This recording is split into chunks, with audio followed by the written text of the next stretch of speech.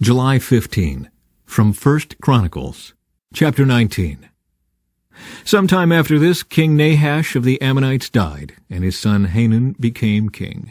David said, "I am going to show loyalty to Hanun because his father Nahash was always loyal to me."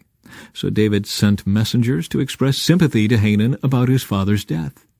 But when David's ambassadors arrived in the land of Ammon, the Ammonite commander said to Hanun, "Do you really think these men are coming here to honor your father? No, David has sent them to spy out the land so they can come in and conquer it." So Hanun seized David's ambassadors and shaved them, cut off their robes at the buttocks, and sent them back to David in shame. When David heard what had happened to the men, he sent messengers to tell them, "Stay at Jericho until your beards grow out, and then come back," for they felt deep shame because of their appearance. When the people of Ammon realized how seriously they had angered David, Hanun and the Ammonites sent 75,000 pounds of silver to hire chariots and charioteers from Aram-Naharaim, Aram-Maacah, and Zobah. They also hired 32,000 chariots and secured the support of the king of Maacah and his army. These forces camped at Medeba, where they were joined by the Ammonite troops that Hanun had recruited from his own towns. When David heard about this, he sent Joab and all his warriors to fight them. The Ammonite troops came out and drew up their battle lines at the entrance of the city, while the other kings positioned themselves to fight in the open fields. When Joab saw that he would have to fight on both the front and the rear, he chose some of Israel's elite troops and placed them under his personal command to fight the Arameans in the fields. He left the rest of the army under the command of his brother Abishai, who was to attack the Ammonites. "If the Arameans are too strong for me, then come over and help me," Joab told his brother. "And if the Ammonites are too strong for you, I will help you.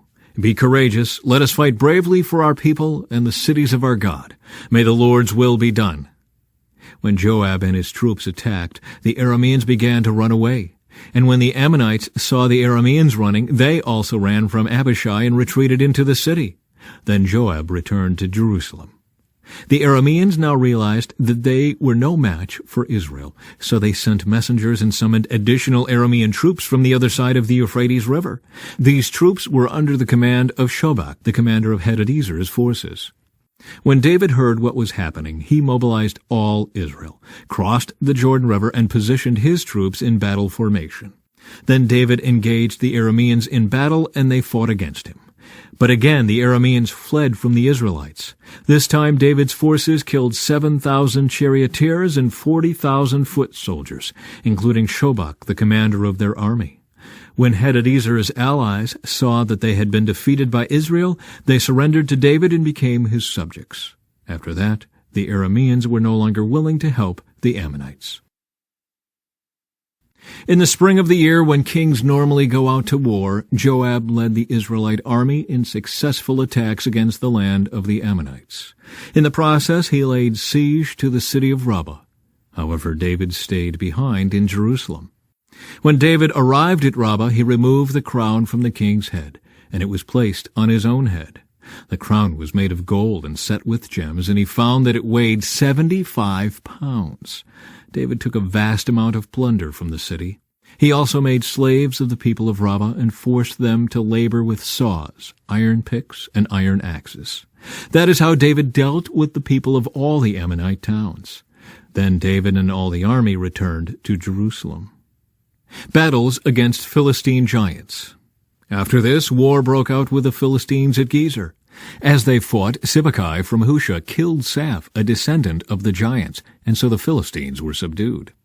During another battle with the Philistines, Elhanan, son of Jair, killed Lamai, the brother of Goliath of Gath.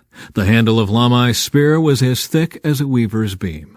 In another battle with the Philistines at Gath, they encountered a huge man with 6 fingers on each hand and 6 toes on each foot, 24 in all, who was also a descendant of the giants. But when he defied and taunted Israel, he was killed by Jonathan, the son of David's brother Shimei. These Philistines were descendants of the giants of Gath, but David and his warriors killed them. Satan rose up against Israel and caused David to take a census of the people of Israel.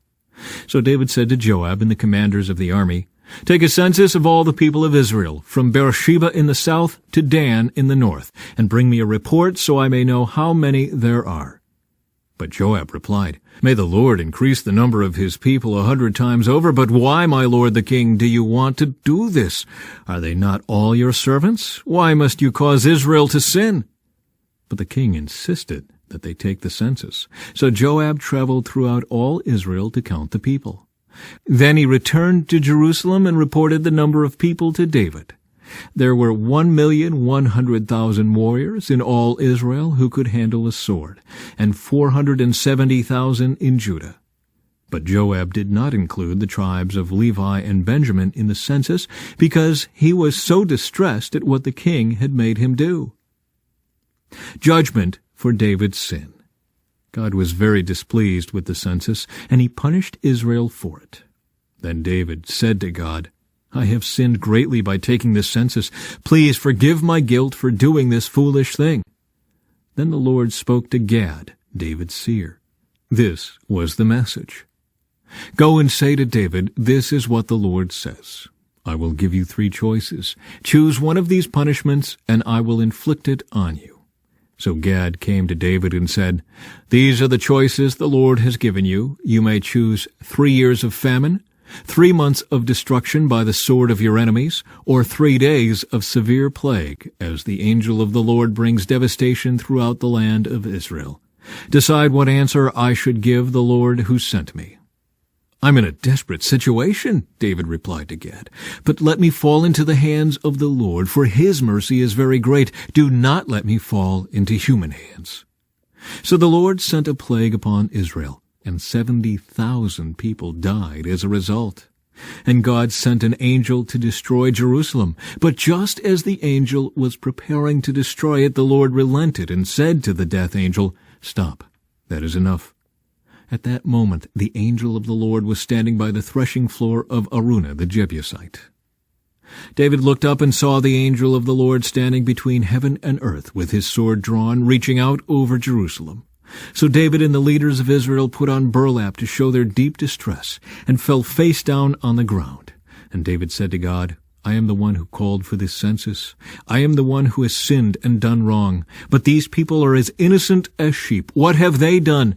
O Lord my God, let your anger fall against me and my family, but do not destroy your people." David builds an altar. Then the angel of the Lord told Gad to instruct David to go up and build an altar to the Lord on the threshing floor of Araunah the Jebusite. So David went up to do what the Lord had commanded him through Gad. Araunah, who was busy threshing wheat at the time, turned and saw the angel there. His 4 sons, who were with him, ran away and hid. When Araunah saw David approaching, he left his threshing floor and bowed before David with his face to the ground. David said to Araunah, "Let me buy this threshing floor from you at its full price. Then I will build an altar to the Lord there, so that he will stop the plague." "Take it, my lord the king, and use it as you wish," Araunah said to David. "I will give the oxen for the burnt offerings, and the threshing boards for wood to build a fire on the altar, and the wheat for the grain offering. I will give it all to you." But King David replied to Araunah, "No, I insist on buying it for the full price. I will not take what is yours and give it to the Lord. I will not present burnt offerings that have cost me nothing." So David gave Araunah 600 pieces of gold in payment for the threshing floor. David built an altar there to the Lord and sacrificed burnt offerings and peace offerings. And when David prayed, the Lord answered him by sending fire from heaven to burn up the offering on the altar. Then the Lord spoke to the angel, who put the sword back into its sheath. When David saw that the Lord had answered his prayer, he offered sacrifices there at Araunah's threshing floor. At that time the tabernacle of the Lord and the altar of burnt offering that Moses had made in the wilderness were located at the place of worship in Gibeon. But David was not able to go there to inquire of God because he was terrified by the drawn sword of the angel of the Lord. From Romans. The Jewish ceremony of circumcision has value only if you obey God's law. But if you don't obey God's law, you are no better off than an uncircumcised Gentile. And if the Gentiles obey God's law, won't God declare them to be his own people? In fact, uncircumcised Gentiles who keep God's law will condemn you Jews who are circumcised and possess God's law but don't obey it. For you are not a true Jew just because you were born of Jewish parents or because you have gone through the ceremony of circumcision. No, a true Jew is one whose heart is right with God. And true circumcision is not merely obeying the letter of the law. Rather, it is a change of heart produced by God's Spirit. And a person with a changed heart seeks praise from God, not from people. Then what's the advantage of being a Jew? Is there any value in the ceremony of circumcision? Yes, there are great benefits. First of all, the Jews were entrusted with the whole revelation of God. True, some of them were unfaithful, but just because they were unfaithful, does that mean God will be unfaithful? Of course not. Even if everyone else is a liar, God is true. As the Scriptures say about him, you will be proved right in what you say, and you will win your case in court. But, some might say, our sinfulness serves a good purpose, for it helps people see how righteous God is. Isn't it unfair, then, for him to punish us? This is merely a human point of view. Of course not. If God were not entirely fair, how would he be qualified to judge the world? But, someone might still argue, how can God condemn me as a sinner if my dishonesty highlights his truthfulness and brings him more glory? And some people even slander us by claiming that we say, the more we sin, the better it is. Those who say such things deserve to be condemned. Psalm 11. I trust in the Lord for protection. So why do you say to me, fly like a bird to the mountains for safety? The wicked are stringing their bows and fitting their arrows on the bowstrings. They shoot from the shadows at those whose hearts are right. The foundations of law and order have collapsed. What can the righteous do? But the Lord is in his holy temple. The Lord still rules from heaven. He watches everyone closely, examining every person on earth. The Lord examines both the righteous and the wicked. He hates those who love violence. He will rain down blazing coals and burning sulfur on the wicked, punishing them with scorching winds. For the righteous Lord loves justice. The virtuous will see his face. From Proverbs. It isn't right for a fool to live in luxury, or for a slave to rule over princes. Sensible people control their temper. They earn respect by overlooking wrongs. The king's anger is like a lion's roar, but his favor is like dew on the grass.